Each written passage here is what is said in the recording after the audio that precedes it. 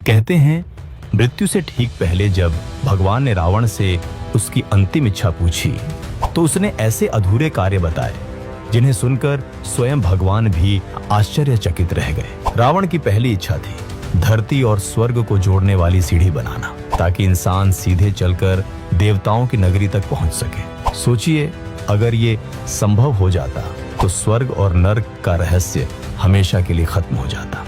दूसरी इच्छा, वह चाहता था कि कोई भी बच्चा अपने पिता से पहले न मरे। रावण के अनुसार यह दुनिया का सबसे बड़ा अन्याय है। उसकी इच्छा थी मृत्यु को एक नए नियम से बांध देना।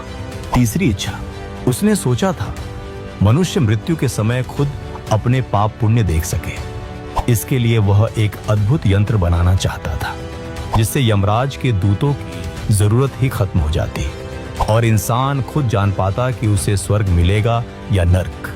चौथी इच्छा, रावण की नजर सिर्फ मानव जीवन पर ही नहीं बल्कि प्रकृति पर भी।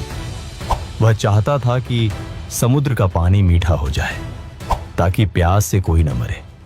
सोचिए, आज अगर समुद्र मीठे होते तो पूरी दुनिया कैसी होती। पांचवी इच्छा, उसकी एक और इच्छा थी चांद को उसके काले धब्बों से मुक्त करना। वह चाहता था कि चंद्रमा श्वेत और निर्मल हो जाए, एक ऐसा प्रकाश जो अंधकार को पूरी तरह मिटा दे। छठी इच्छा, सोने से भरी लंका में रहते हुए भी रावण चाहता था कि सोने में सुगंध हो ताकि उसका राज्य केवल वैभव से नहीं बल्कि सुगंध से भी महके। सातवीं इच्छा, उसने सोचा था बलि राजा को मुक्त करने का, वही बलि जिसे वामन अवतार ने पाताल में भेज दिया था। रावण मानता था कि ऐसा राजा जिसकी दानशीलता बेमिसाल थी उसे कैद में रहना ही नहीं चाहिए।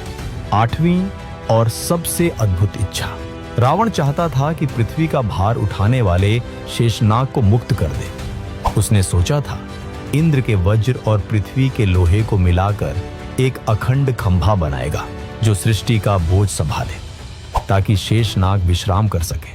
अब सवाल यह है, अगर रावण सच में ये काम पूरे कर देता तो क्या हम आज की दुनिया को पहचान भी पाते?